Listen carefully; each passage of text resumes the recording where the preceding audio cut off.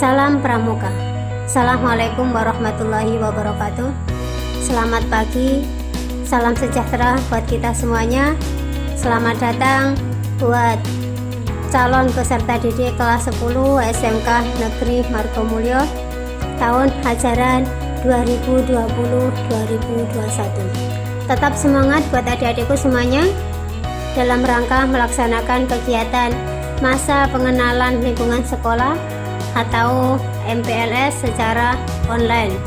Ini kita lakukan karena kondisi negara kita saat ini dalam keadaan pandemi COVID-19. Nah, adik-adikku yang kakak banggakan, dalam kesempatan ini kakak akan menyampaikan materi tentang kepramukaan. Namun, sebelumnya kakak akan menyampaikan sejarah terlebih dahulu. Karena bangsa yang besar adalah bangsa yang menghargai jasa para pahlawannya. Nah, sejarah kepramukaan berawal dari peristiwa tanggal 9 Maret tahun 1961. Waktu itu, Presiden Indonesia mengumpulkan para tokohnya pemimpin organisasi kepanduan Indonesia. Dalam pidato, Presiden tersebut menegaskan bahwa seluruh kepanduan organisasi yang ada di Indonesia dilebur menjadi satu. Dalam hal ini disebut sebagai Gerakan Pramuka.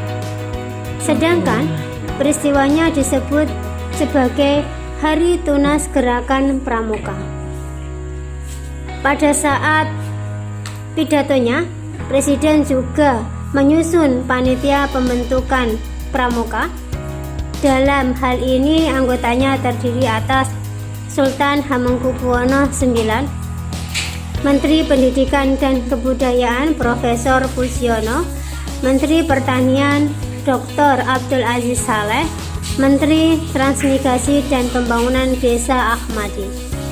Nah, setelah pembentukan kepanitiaan Pramuka tersebut, maka pada tanggal 20 Mei tahun 1961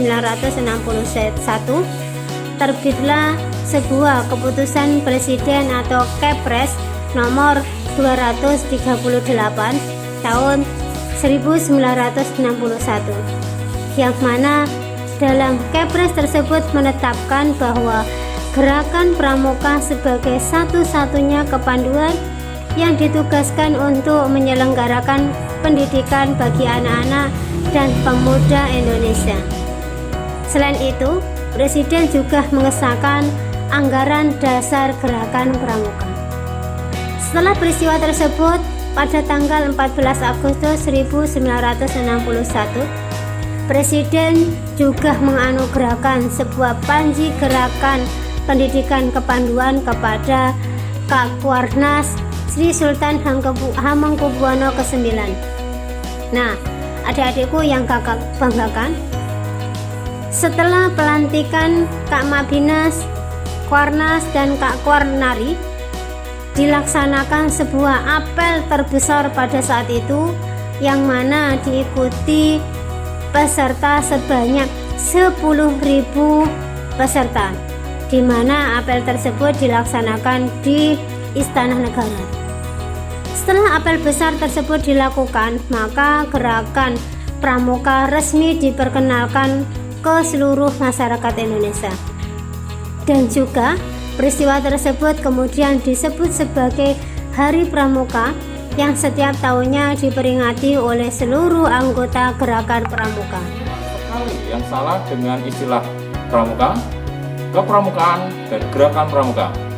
Baik, yang pertama, pramuka. Pramuka merupakan kepanjangan dari Praja Muda Karana, yang berarti orang muda yang suka berkarya. Di dalamnya beranggotakan S, G, T, D yang dibagi berdasarkan usianya. Dasiaga, Galang, Tegak, Dega. Yang kedua, kepramukaan. Kepramukaan adalah proses pendidikan di luar lingkungan sekolah dan keluarga dalam bentuk kegiatan yang menarik, menyenangkan, sehat, teratur, terarah, praktis yang dilakukan di alam terbuka dengan metode kepramukaan.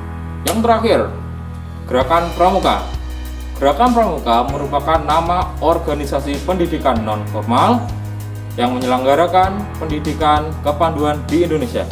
Jadi bisa disimpulkan bahwa pramuka merupakan orangnya, kepramukaan adalah ilmunya, dan gerakan pramuka adalah tempatnya.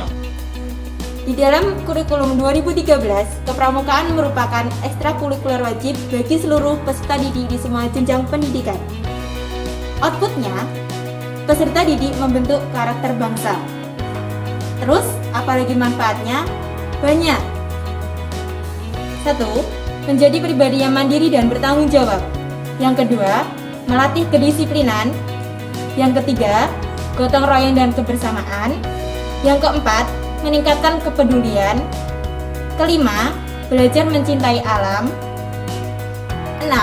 Belajar berorganisasi dan bekerja sama. Yang ketujuh, melatih kepemimpinan. Yang kedelapan, mengembangkan kreativitas.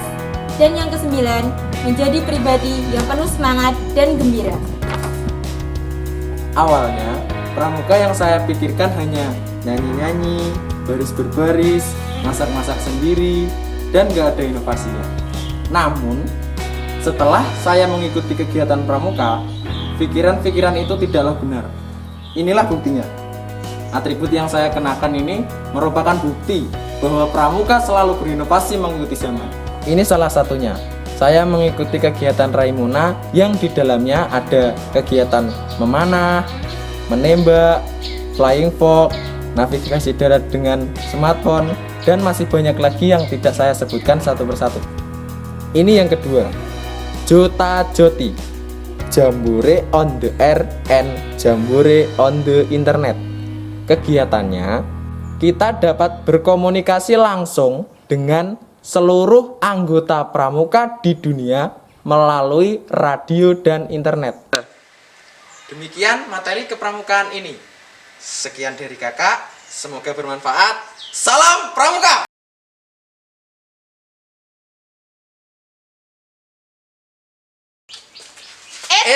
Jangan di-skip dulu. Ada giveaway mau lewat. Bagi yang bisa menjawab pertanyaan berikut akan mendapatkan hadiah pulsa berapa? Total Rp50.000 untuk 3 orang pemenang. Jadi simak baik-baik pertanyaannya ya.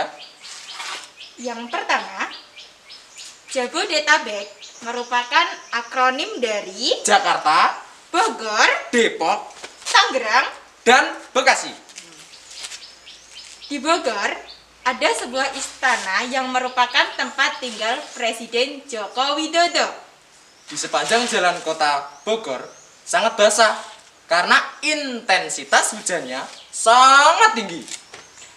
Suatu hari, seorang wisatawan asing bernama Johnson yang berasal dari USA berkunjung ke Bogor Untuk menikmati keindahan Bogor dengan jalan kaki berkeliling kota tanpa memakai payung topi dan juga jas hujan. Badan Johnson senantiasa kering. Padahal di hari-hari sebelumnya, jalanan Bogor selalu basah. Dan orang-orang bila keluar rumah memakai jas hujan, payung. Apakah yang terjadi? Pertanyaan kedua. Orang-orang di sekelilingmu sering menggunakan ini daripada dirimu sendiri. Padahal ini milikmu. Apakah yang dimaksud dengan ini? Silakan kirim jawaban Anda Melalui link yang ada di bawah ini. Di bawah ini.